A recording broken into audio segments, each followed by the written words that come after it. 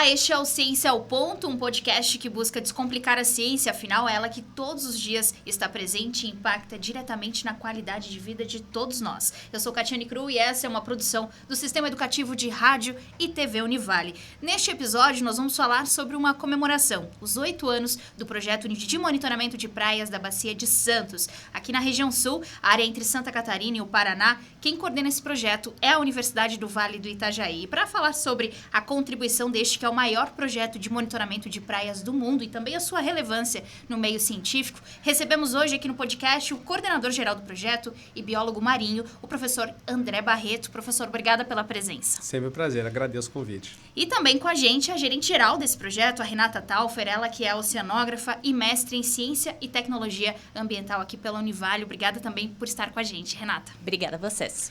E eu já quero começar voltando um pouquinho no tempo, quase Sim. como uma retrospectiva, porque agosto de 2015 foi o ano em que o projeto de monitoramento de praias teve início. Verdade. E qual era o objetivo lá atrás, professor? E o que foi aprimorado até esse momento? O objetivo se mantém, né? Porque o projeto de monitoramento de praias ele é uma condicionante do IBAMA, né? Como parte do licenciamento ambiental das atividades da Petrobras em explorar óleo e gás na Bacia de Santos. Então, lá atrás, quando a Petrobras falou, vou fazer um furo aqui no pré-sal para tirar petróleo, o IBAMA começou todo o processo de licenciamento, como a gente está vendo hoje, toda essa discussão lá na região do norte do Brasil, o mesmo processo aconteceu aqui. E aí, como eram as primeiras perfurações em grande profundidade, a gente está falando de poços de petróleo que estão a mais de 2.000 metros de profundidade, o IBAMA falou, olha, é um lugar novo, vocês têm que fazer uma série de monitoramentos para entender os possíveis impactos que podem estar acontecendo. E aí surgiram os diversos programas de monitoramento. O projeto de monitoramento de praias é um deles. Existe um projeto de monitoramento do tráfego de embarcações, outro da ocorrência dos cetáceos em mar aberto, outro do ruído ambiental marinho. Então, são vários projetos de caracterização da área de monitoramento que ajudam o IBAMA a entender se essa atividade está ou não gerando um impacto em cima do meio ambiente. Então, o PMP ele é e que o objetivo é o mesmo. A gente todo ano faz um relatório e tenta ver se a gente vê efeitos, né, das atividades da Petrobras em cima da ocorrência dos animais, né? A gente já teve casos de animais com óleo, né, mas são bem poucos, né, um percentual muito pequeno. Mas a gente vê uma série de outros animais doentes ou com interação com rede de pesca ou atropelados. Então, isso ajuda a gente a compor uma compreensão melhor, não só das atividades, do impacto da atividade da Petrobras, mas do ser humano como um todo.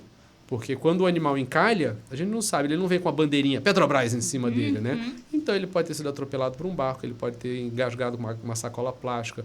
Então, nesse processo todo, a gente está vendo a saúde do ambiente como um todo, né? A gente vê os impactos que o ser humano está causando em cima do ambiente marinho. Com certeza. E atrelado a isso, pegando esse gancho, eu gostaria de saber de vocês sobre o dia a dia do trabalho da equipe no projeto de monitoramento de praias. Falamos que a Univale coordena aqui na região sul. De forma bem didática, vocês podem contar um pouquinho pra gente de como funciona esse trabalho, quantas pessoas estão envolvidas? Acredito que a Renata vai poder responder pra gente. Então, nessa questão de equipe, assim, hoje a gente é em torno de 170 pessoas que compõem a equipe, desde monitores de campo e técnicos de campo, que são as pessoas que vão, de fato, para a beira da praia fazer o monitoramento das praias, até toda a equipe veterinária que fica nas unidades de atendimento veterinário ali nas bases, na parte administrativa, no tratamento dos animais, no manejo como um todo. Então, assim, hoje a gente tem dentro do projeto 2 tipos, basicamente, de monitoramento, né? Que é o monitoramento regular das praias, onde a gente vai todo dia fazer o monitoramento de todo o litoral de Santa Catarina e Paraná, né? De Laguna até o norte do Paraná. E a gente tem também o que a gente chama de acionamento, que é depois de feito esse monitoramento regular, todos os dias pela manhã que as equipes vão, a gente tem um acionamento que é quando um cidadão, uma pessoa qualquer, encontra um animal na beira da praia. A gente tem o nosso 0800 também, que eles ligam. Essa ligação, ela cai na unidade mais próxima de atendimento, né, da veterinário, assim, das áreas. E aí se desloca uma equipe do PMP também, para buscar esse animal, para fazer o atendimento, seja um animal vivo ou morto, né? Se for morto, ele vai para o recolhimento da carcaça, para tentar fazer uma necrópsia, identificar a causa-morte. E se for um animal vivo, ele volta com a equipe para a unidade de estabilização ou de reabilitação do animal. Muito interessante, porque é mais complexo do que a gente imagina, do que a gente visualiza no dia a dia. E estávamos comentando aqui nos bastidores que o trabalho do PMP é realmente uma referência técnica. E a população enxerga vocês, falou do 0800, né, Renata? Como uma possibilidade de resgate desses animais. E eu gostaria que vocês contassem um pouquinho, se vocês já têm uma dimensão de números de animais resgatados e de que forma que a comunidade auxilia vocês na prática mesmo. É como a Renata comentou, né? Esses acionamentos feitos pela população, eles são muito importantes. Então, a gente passa uma vez por dia na praia. Só que pode ser que a gente passou agora e daqui a 10 minutos vai encalhar um animal. Então, quando a população nos liga, né? Aí lembrando o número 0800 642 3341, tá?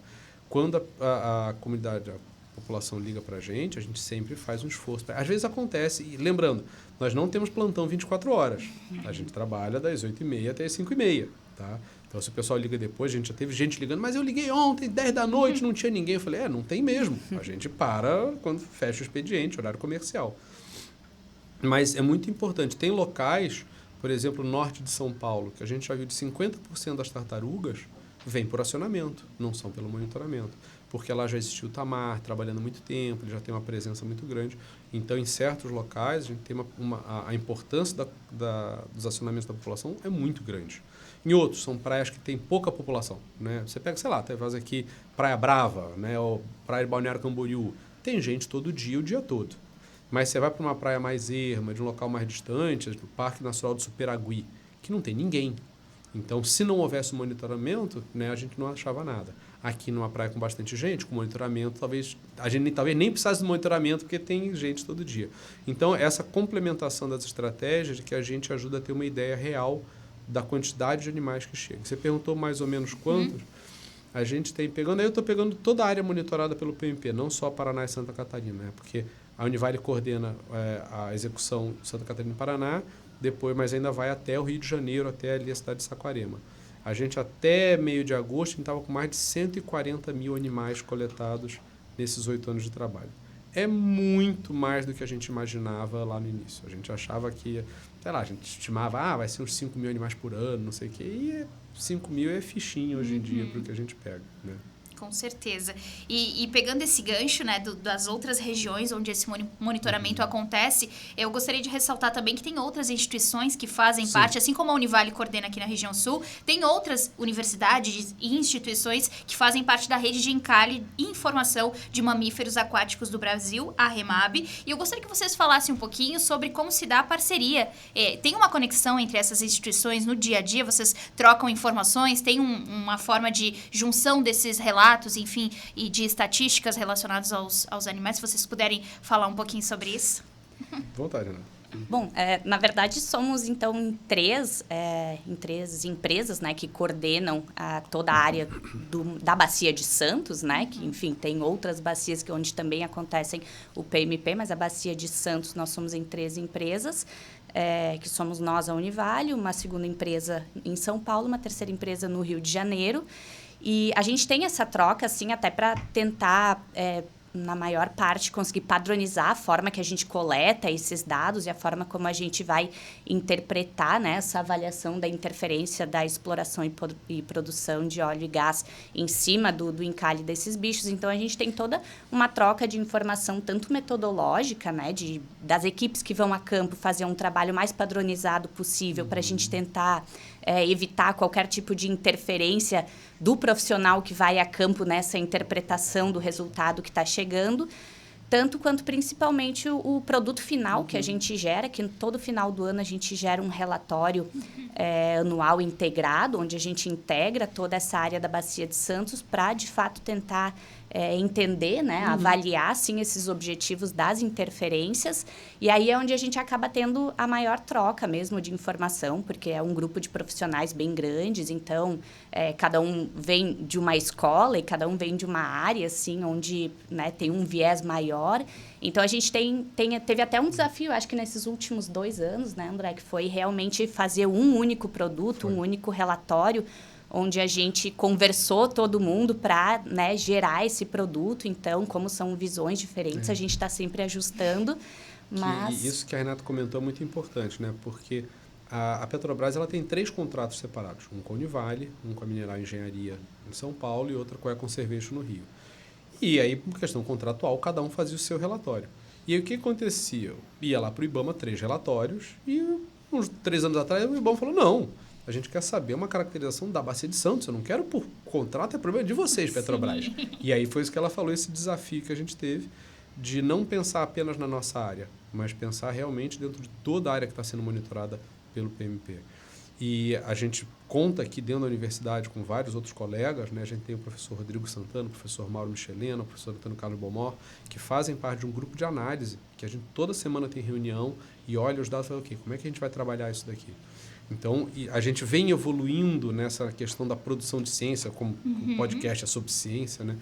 Porque existem dois aspectos, né? A gente tem uma questão que a Univale, ela é uma empresa contratada para executar um serviço para a Petrobras. Mas nós somos uma universidade. Nós somos produtores de conhecimento. Isso. Então, a gente não vê apenas isso daí só com um modo, ok, ganha um dinheirinho, bateu o caixa e acabou. Pelo contrário, né? A gente fez o levantamento outro dia, a gente tem mais de 50 trabalhos acadêmicos publicados em revistas internacionais, a gente tem teses, a gente tem dissertações, TCCs que estão saindo desses dados. Então, a gente vê isso daí como uma coisa muito importante. Não é apenas um relatório que vai para o IBAMA e fica numa estante. Não, a gente está produzindo conhecimento. E aí você falou no início da questão da rede de encalhes. Porque os PMPs, eles não são novidade. Eles já vêm sendo executados no Brasil desde 2000 e pouquinho, quando o IBAMA via necessidade. Ou seja, vai ter uma atividade marinha, ok, vamos fazer um monitoramento da praia para ver se está morrendo alguma coisa. Só que lá atrás, não, até atualmente, né? Mas sempre era a empresa que está sendo licenciada, contratava uma empresa de consultoria ambiental, fazia um monitoramento, produzia um relatório, entregava, acabou, um abraço, fechou por aí. Quando isso daí começou a acontecer em áreas onde já existia a rede de encalhes atuando, o que se começou a ver? Eu sou um pesquisador, trabalho aqui na Univale há 10 anos nessa área, aí daqui a pouco começa a passar uma empresa aí recolhendo os bichos e eu perco a informação. Então, poxa, eu já tinha todo um histórico de trabalho na área, levantamento, não sei o quê, daqui a pouco os bichos desaparecem e aí a gente falou, peraí, isso não vai dar certo. Né? O licenciamento estava atrapalhando a ciência. Então, houve toda uma discussão com o IBAMA, falando, olha, em locais onde a rede de encalhe já atua, quem tem que ser contratado são as instituições que fazem parte da rede e trabalham nesse local. Perfeito. Então, hoje em dia, a Univale contrata a UDESC, o Instituto Australis, que é responsável pelo projeto Baleia Franca, a R3 Animal, a Univille e a UFPR, que são instituições que já tinham um histórico de trabalho na área e que continuam trabalhando na área. Então, esse material que está sendo coletado, então, sei lá, passou encalhou um golfinho, o esqueleto daquele animal vai para uma coleção científica, ele não é perdido. Não é simplesmente foi lá, anotou, virou um relatório. Então, a gente tem toda uma produção de conhecimento, a gente está aprendendo muito sobre o ambiente por causa do monitoramento das praias. Com certeza. E a gente vai continuar falando sobre isso daqui a pouquinho, depois do intervalo. Temos muitas informações para compartilhar ainda aqui no Ciência ao Ponto. Uma pausa e a gente já volta. Não sai daí.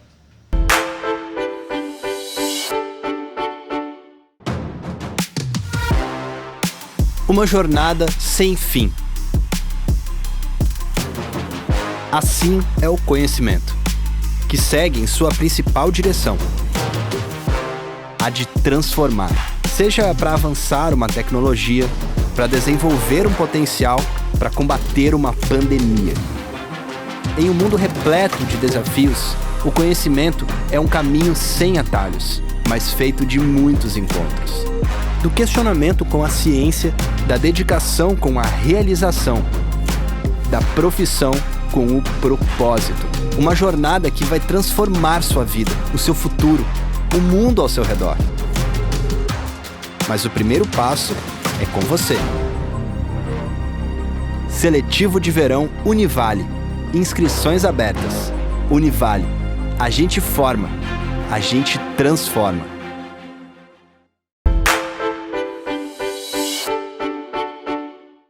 Estamos de volta com o Ciência ao Ponto. Esse é o momento que nós conversamos aqui sobre ciência no Sistema Educativo de Rádio e TV Univale. E comigo neste episódio, o coordenador geral do Projeto de Monitoramento de Praias da Bacia de Santos e biólogo marinho, o professor André Barreto, e também a gerente geral do projeto, que é coordenado pela Univale, Renata Taufer, ela que é oceanógrafa e mestre em Ciência e Tecnologia Ambiental. Antes do intervalo, falávamos sobre a parte científica do projeto e é muito bacana ressaltar o que isso gera, né, de publicações internacionais, nacionais, e eu gostaria de saber de vocês, de forma geral, o que vocês têm observado com base nesses trabalhos, pesquisas que outros professores vêm fazendo com relação ao que é encontrado todos os dias nas praias nesses últimos 8 anos. Tem algo que chama mais a atenção de vocês?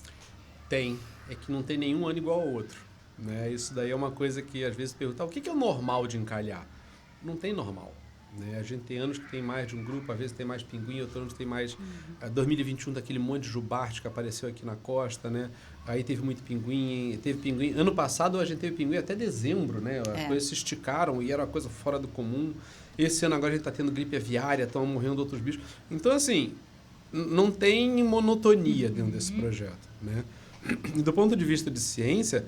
A dissertação da Renata foi com os dados do PMP. Né? Inclusive, vou perguntar sobre isso. Quero muito saber sobre isso, porque já me contaram nos bastidores, inclusive mandar um abraço para a Débora, que é a assessora de imprensa do projeto, que falou que o gancho inicial do teu trabalho, enfim, para iniciar, né, no projeto, foi o teu trabalho. Eu gostaria que você contasse um pouquinho sobre isso e do interesse, né, por essa área. Sempre teve vontade de pesquisar nessa área e trabalhar nessa área também? Então, eu comecei ali no laboratório desde o iniciozinho, já como estagiária de outro projeto. E aí eu acabou tendo a oportunidade, né? O André já vinha há anos antes de iniciar o PMP, lidando com questões de IBAMA, instituições executoras, fazendo todo esse entrelaço das partes. E eu já estava trabalhando ali no laboratório, então eu já era formada em oceanografia também. E aí eu acabei tendo, então, a oportunidade de estagiar de estagiar no laboratório e continuar seguindo a carreira dentro do PMP.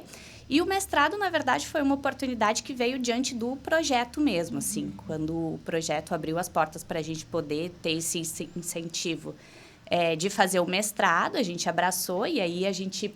Eu digo a gente porque o André, de fato, abraçou comigo. Foi ele quem me abriu as portas para ter essa oportunidade. E aí a gente disse, bom, já que, né, estamos no meio, a gente está tendo aqui que trabalhar e lidar com uma questão também bem acadêmica, que é desenvolver toda a dissertação, a gente acabou indo para os objetivos entrelaçados com os objetivos do PMP. E aí a gente avaliou os efeitos, diante dos dados que nós tínhamos, os efeitos da sísmica, do tráfego de embarcações, das interações antrópicas.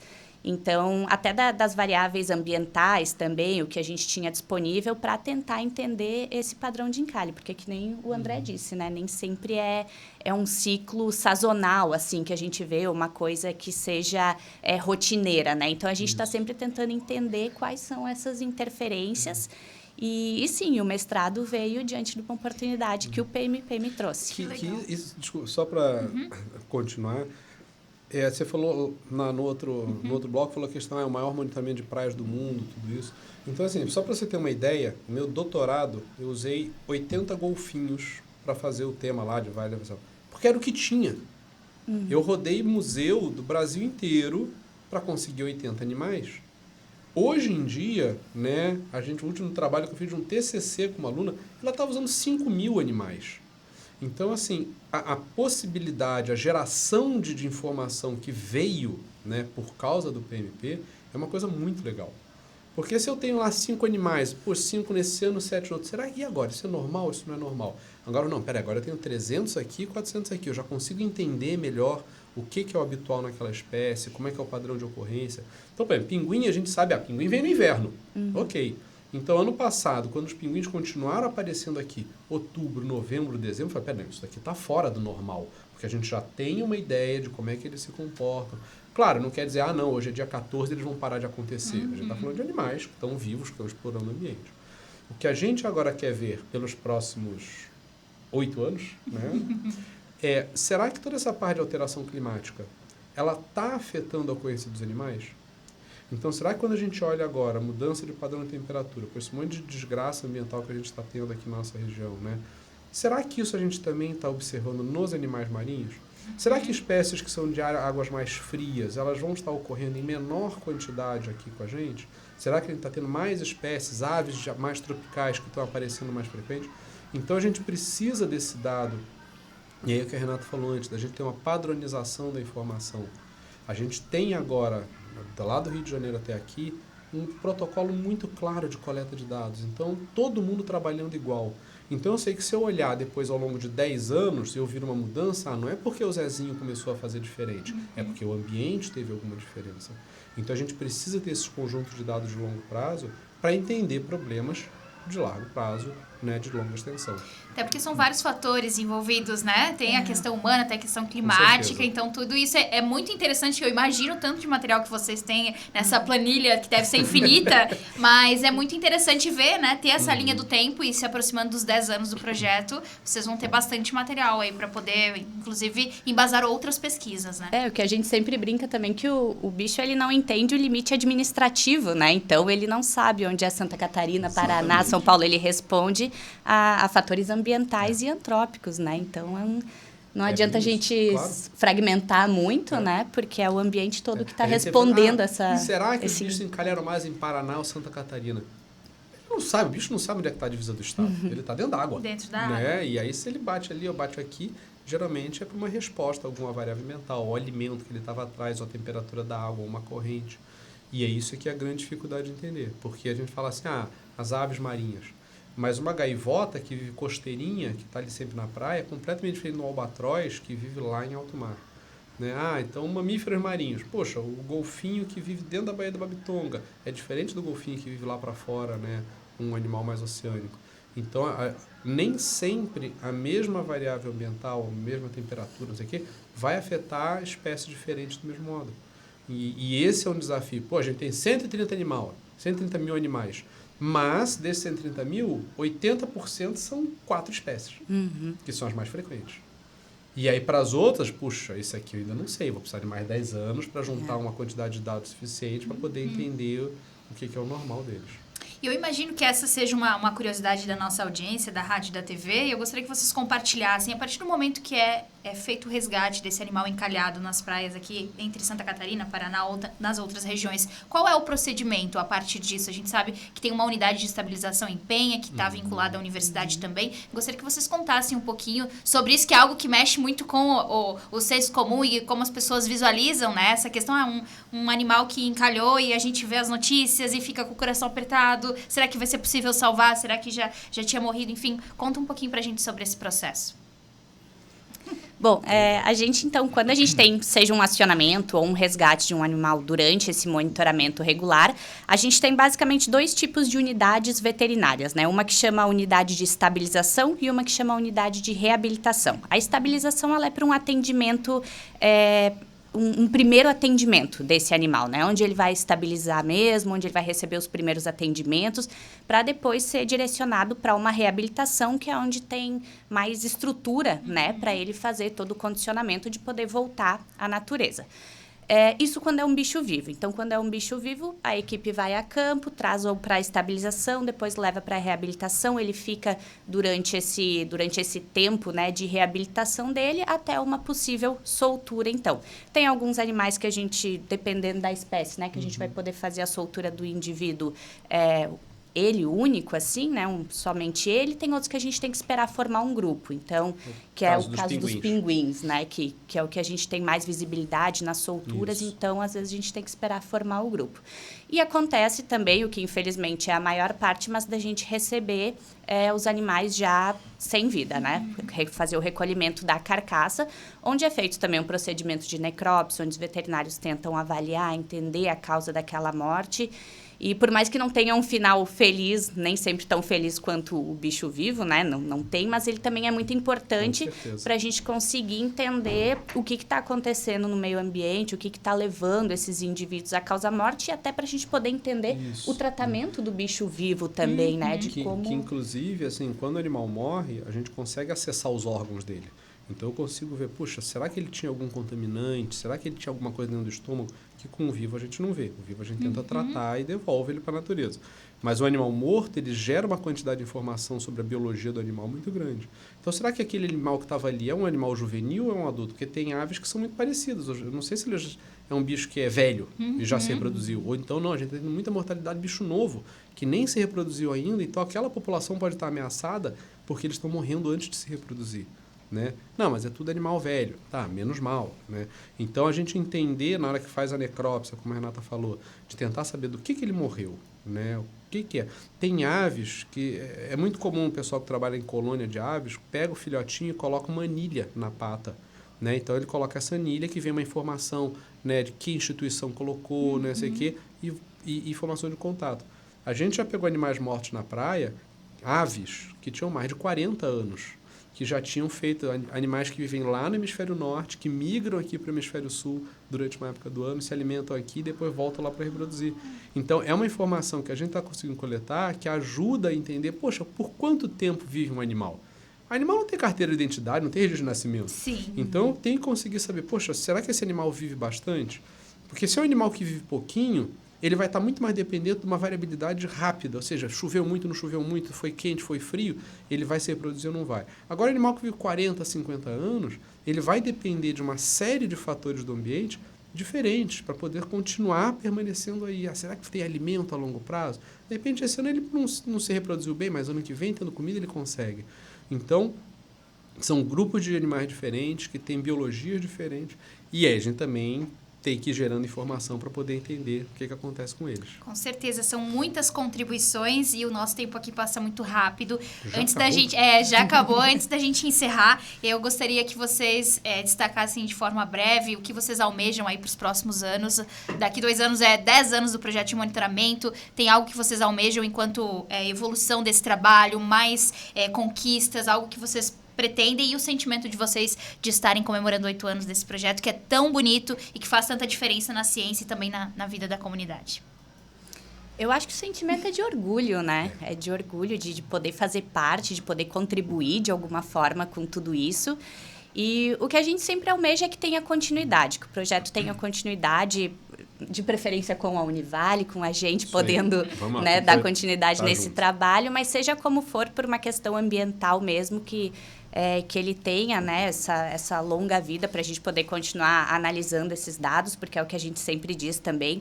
Essas respostas que a gente busca dentro do projeto, elas não são simples e elas não são curtas, né? Para a gente conseguir ver um padrão assim, a gente vai sempre ter que estar olhando mais a longo prazo.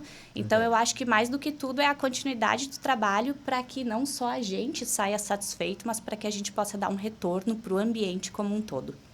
Não tenho mais nada a dizer, é exatamente isso. Né? Concorda 100%, professor. Cigar o número de gelo. Perfeito. Eu quero agradecer muito a presença de vocês aqui e agradecer também a nossa audiência por estar acompanhando. Lembrando que todas as produções do podcast Ciência ao Ponto estão disponíveis em youtube.com/TV Univale. Voltem sempre, viu? Muito obrigada. Prazer. Obrigada. Até a próxima, gente.